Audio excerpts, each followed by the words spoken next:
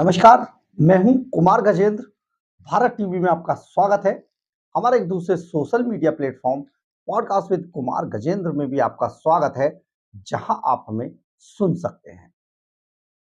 America के अंदर Donald Trump बहुत भारी जीत से एक बार फिर अमेरिका के राष्ट्रपति बन गए हैं। और ये जो अमेरिका के राष्ट्रपति बने हैं, ये सचमुच हार कर जीतने वाले को जादूगर कहते हैं, इस जैसा है। इस फिल्म का डायलॉग था, शाहरुख खान की फिल्म थी, लेकिन ये अब डोनाल्ड ट्रंप पर बिल्कुल सटीक बैठ रहा है। दरअसल पूरी दुनिया के अंदर 3 केजरीवाल टाइप के लोग।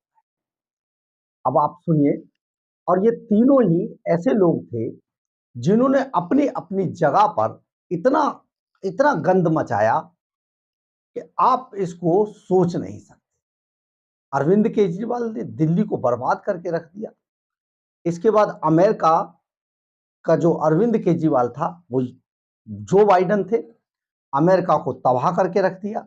एक कनाडा के अंदर भी अरविंद केजरीवाल हैं, जस्टिन ट्रूडो। कनाडा आज गर्त में जा रहा है, लेकिन किसी को चिंता नहीं है।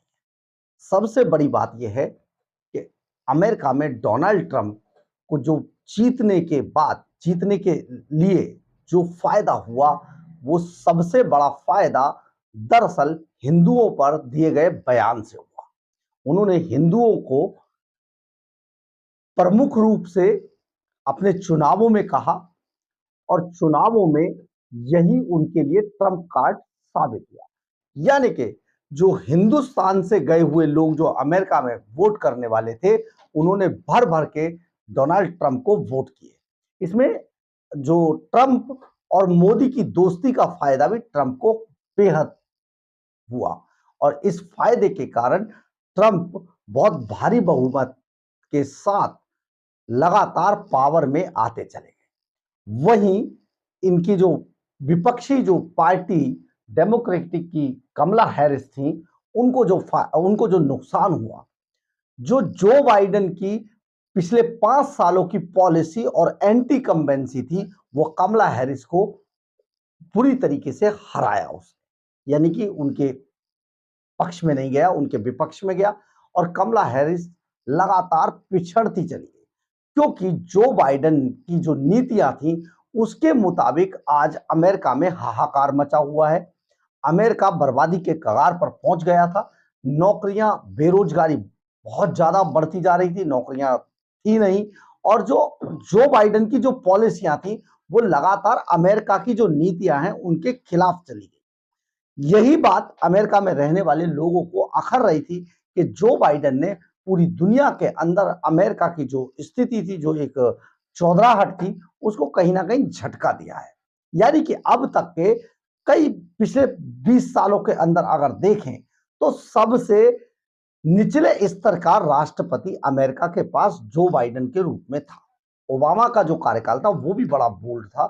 अमेरिका हमेशा धमक में रहा, लेकिन जब से जो बाइडेन आए, उन्होंने एक तरीके से अमेरिका को बहुत डाउन पर ला दिया था। नौकरियों, बेरोजगारी वहां पर लगातार बढ़ती जा रही थी, और काम धंधे थे नहीं, रिसेशन लगातार बढ़ रहा था। तो इस वजह से अमेरिकन जो थे, वो जो बाइडेन को अब पसंद नहीं कर रहे थे। उनकी नीतियां इसी तरीके थी।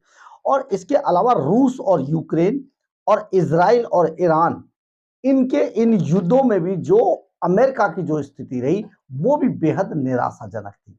यानी कि अगर आप रूस और यूक्रेन की देखें, तो अमेरिका यानी कि जो बाइडेन लगातार जेलेंस्की को सपोर्ट कर रहे थे। इस युद्ध को, रूस और यूक्रेन के युद्ध को आज करीब 2.5 साल का समय हो चुका है। 2.5 साल से ये युद्ध चल रहा है, और अमेरिका की नीतियों के कारण जेलेंस्की लगातार युद्ध के अंदर बने हुए हैं। जबकि अगर चाहता तो अमेरिका इस यूक्रेन और रूस युद्ध को रुकवा सकता था। जो बाइडेन हमेशा यूक्रेन की पीठ थपथपाते रहे और हथियारों की सप्लाई उनको देते रहे, लेकिन उन्होंने कभी भी इस युद्ध को रुकवाने के लिए कोई काम नहीं किया। जबकि डोनाल्ड ट्रंप ने अपने चुनावी भाषणों में भी कहा कि वो यूक्रेन और रूस के युद्ध को रुकवाएंगे। इधर इजराइल और ईरान का जो युद्ध चल रहा था, जिसमें इजराइल, हूती, हिजबुल्लाह जैसे संगठनों से ईरान के साथ साथ लड़ रहा था, गाजा में बुरी तरीके से आप समझे कि बहुत बड़ा नुकसान हुआ है। इन सब से भी ट्रंप ने बहुत खुलकर इन पर अपना पक्ष रखा, जबकि जो बाइडन लगातार इन सारे मुद्दों पर बुरी तरीके से फ्लॉप शो साबित हुए थे। ये भी एक तरीके से देखा जाए तो वो जो बाइडन के खिलाफ गया। ट्रंप को हिंदुओं के लिए दिए गए उनके बयान, अपने चुनावों में लगातार वो हिंदुओं पर बोलते रहे। इसके अलावा ट्रंप का बयान बांग्लादेश के अंदर जब तख्ता पलट हुआ, शेख हसीना की जगह मोहम्मद यूनुस ने वहां पर कब्जा किया, उस वक्त भी ट्रंप ने बहुत क्लियर शब्दों में कहा कि हिंदू और ईसाइयों पर जितने भी ये हिंदू, ईसाई और पारसियों पर जो हमले हो रहे हैं, उसकी वो घोर भर्त्सना करते हैं। और जब भी वो उनको ऐसा लगेगा तो वो इसके पक्ष में जरूर काम करेंगे। यानी कि अब बुरी तरीके से बांग्लादेश के अंदर भी बौखलाहट की स्थिति है। चीन जिस तरीके से डोनाल्ड ट्रंप को हरवाने में लगा हुआ था, वो चीन के लिए भी एक अच्छा संकेत नहीं है। पाकिस्तान को पहले ही डोनाल्ड ट्रंप आतंकवाद को लेकर आतंकवाद के जनक के रूप में देख चुके हैं और उसको कई बार लताड़ भी लगा चुके हैं। इसलिए पाकिस्तान के लिए भी अब यह बहुत मुश्किलों भरा होगा। जबकि पूरी दुनिया में अगर देखा जाए, मोदी और डोनाल्ड ट्रंप की दोस्ती को बहुत अच्छे से दुनिया जानती है और इस बात को लेती भी है। यानी कि दोनों ही ग्लोबल लीडर हैं और जो भी अपने देश में करते हैं वो देश के लिए करते हैं और देश के सम्मान के लिए करते हैं। आज डोनाल्ड ट्रंप का जो भाषण था वो भी इसी दिशा में था, जिसमें उन्होंने हिंदुओं, खासकर हिंदुओं का नाम लिया और दूसरा अपने देश को महान अमेरिका बनाने की बात की। यही बात मोदी भी अपने भाषणों में लगातार बोलते रहते हैं। एक बार सुनिए डोनाल्ड ट्रंप ने किस तरीके से आज अपनी बात को अपने विनिंग भाषण के अंदर, यानी कि जीत वाला जो उनका पहला भाषण था, उसमें रखा, अपने भावों को उन्होंने शेयर किया अमेरिकन के साथ और पूरी दुनिया के साथ। I am a big fan of Hindu and I am a big fan of India. Big fan. Big fan. Let me start by stating right up front that if I'm elected president, the Indian and Hindu community will have a true friend in the White House that I can guarantee you that I can tell you. आपने सुना होगा Donald Trump ने किस तरीके से अपनी पूरी बात को रखा। यानी कि डोनाल्ड ट्रंप की यही अदा अमेरिकन को बहुत ज्यादा पसंद आई और कमला हैरिस के बारे में जो डेमोक्रेटिक के जो एक सोच थी वो उनको नुकसान कर गई और ये एंटी इनकम्बेंसी का ही असर था कि कमला हैरिस बुरी तरीके से हार गई, क्योंकि अमेरिकन इस बात को जानते थे कि जो पार्टी की सोच है वही कमला हैरिस लागू करने की कोशिश करेंगी। इसलिए अब इस पार्टी का मुखिया देश का नहीं चाहिए। इसलिए डोनाल्ड ट्रंप यहां पर जीते और भारी बहुमत से जीते।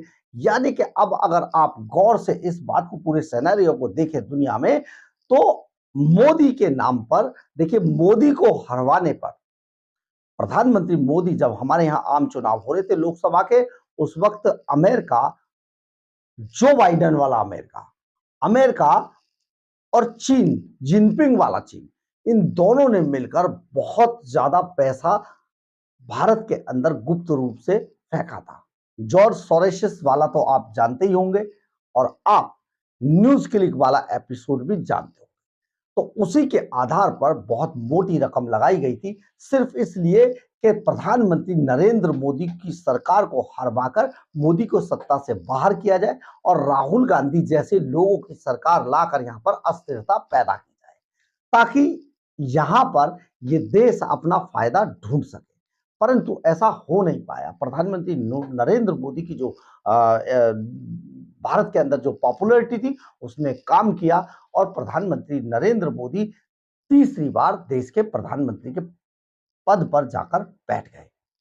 अब यही हाल आप अमेरिका के अंदर देखिए, डोनाल्ड ट्रंप और प्रधानमंत्री नरेंद्र मोदी की दोस्ती, इसके अलावा अमेरिका में जेलेंस्की, चीन के अंदर जिनपिंग नहीं चाहते थे कि डोनाल्ड ट्रंप फिर से जीते, क्योंकि ट्रंप ने चीन की पहले अपने पहले कार्यकाल में बड़ी वाट लगाई थी। इसके अलावा पाकिस्तान को भी खूब जम के लताड़ता रहे। अब ये चीन बिल्कुल नहीं चाहता था कि वहां पर डोनाल्ड ट्रंप जीते। बहुत कोशिश की लेकिन डोनाल्ड ट्रंप को हरा नहीं पाए। ये मोदी के जैसा ही था। इसके अलावा जो ईरान और इजराइल वाला जो युद्ध है उसमें ईरान ईरान का काफी घटिया रोल रहा है। पूरे गाजा को तबाह करवाया ईरान ने। सारी चीजों के पीछे अगर आतंकवाद की कोई नानी है पूरी दुनिया के अंदर तो वो ईरान है। और ईरान ने अपने पैसा लगाकर पूरी दुनिया में आतंकवाद और हिजबुल्लाह जैसे संगठन ये खड़े कर रखे हैं। तो एक ये भी बड़ी वजह रही। अब ईरान को भी बड़ा डर है। ईरान भी नहीं चाहता था लेकिन हो गया। यहां पर सबसे ज्यादा जो जेलेंस्की घबराए हुए थे क्योंकि जेलेंस्की को लेकर ट्रंप की सोच कुछ और है और जो बाइडेन की कुछ और थी। यानी कि जो ट्रंप है, डोनाल्ड ट्रंप पहले ही कह चुके हैं कि वो जेलेंस्की को और व्लादिमीर पुतिन को दोनों को अपने अपने स्तर पर समझाएंगे कि आप युद्ध रोकिए। जेलेंस्की को कहेंगे या तो युद्ध रोकिए, समझौता कीजिए, नहीं तो आपको सप्लाई बंद हो जाएगी, मदद बंद हो जाएगी। और रूस को भी कहेंगे कि आप युद्ध रोकिए, बहुत बड़ा नुकसान हो रहा है। तो ये अब रूस यूक्रेन युद्ध के रुकने की पहले ही वो घोषणा कर चुके हैं कि हम इनको रुकवाएंगे। तो हो सकता है अब ये युद्ध भी अपने समाप्त प्राय की तरफ बढ़ रहा है। दूसरा, इजराइल और ईरान वाला ये भी युद्ध कहीं ना कहीं अब शायद आगे ज्यादा बढ़ नहीं पाएगा। एक और बात, सबसे बड़ा डर बांग्लादेश के अंदर मोहम्मद यूनुस की सरकार को है क्योंकि ट्रंप पहले ही अपनी बात को रख चुके हैं और ट्रंप के दबाव में अब मोहम्मद यूनुस बहुत बुरी तरीके से डरे हुए हैं क्योंकि ट्रंप बिल्कुल नहीं चाहेंगे कि बांग्लादेश के अंदर यह अस्थिरता बहुत ज्यादा दिनों तक चले। यानी कि जो जो वहां पर जो बांग्लादेश की जो पद से हटाई गई जो प्रधानमंत्री है, शायद अब उनको दोबारा चांस मिलेगा क्योंकि जो जो ट्रंप हैं वो पहले ही कह चुके हैं कि ये तख्ता पलट वाली स्थिति नहीं आगे बढ़ने दी जाएगी। इसके अलावा मोहम्मद यूनुस को ट्रंप बिल्कुल भी सही आदमी नहीं मानते हैं और जैसा कि वो लगातार सेना का वहां अत्याचार देख रहे थे, बांग्लादेश की सरकार का अत्याचार देख रहे थे, अब वो बहुत ज्यादा दिनों तक इसको चलने नहीं दिया जाएगा। अब आते हैं कनाडा पर। जिस तरीके से जस्टिन ट्रूडो की सरकार लगातार भारत के खिलाफ जहर उगल रही थी, वो भी अब ज्यादा दिन तक नहीं चलेगा क्योंकि सब जानते हैं कि मोदी और ट्रंप की दोस्ती आखिर आगे चलकर क्या गुल खिला सकती है। यानी कि अब ये सारे, एक तरफ ट्रूडो, एक तरफ मोहम्मद यूनुस, जेलेंस्की, जिनपिंग, ये ट्रंप के जीतने से बेहद डर गए और ये जो डर उनमें बैठा है वो ट्रंप की आक्रामक नीति के कारण बैठा है। यानी कि ट्रंप एक ऐसे राष्ट्रपति हैं जो कभी भी कुछ भी कर सकते हैं। यानी कि बहुत ज्यादा वो दिमाग नहीं लगाते, बहुत ज्यादा उनकी सोच बड़ी होती है, एजेंसियों की सारी चीजें चलती है, परंतु वो जो डिसीजन लेने में डिसीजन मेकर हैं डोनाल्ड ट्रंप। और कम से कम डोनाल्ड ट्रंप के जीतने से भारत को बहुत बड़ी ताकत मिली है और ताकत मिली है प्रधानमंत्री नरेंद्र मोदी को क्योंकि आज अमेरिका भारत का सबसे बड़ा दोस्त है और ये बड़ा पूरी दुनिया के लिए है। और डोनाल्ड ट्रंप दरअसल भारत के लिए ट्रंप कार्ड की भूमिका निभाई। बहरहाल, अगर आपको हमारी खबर अच्छी लगे तो आप इसे लाइक, सब्सक्राइब और शेयर जरूर करें। कमेंट्स बॉक्स में अपनी राय जरूर लिखें, इससे हमें बहुत बहुत बहुत ऊर्जा मिलती है। जय हिंद, जय भारत।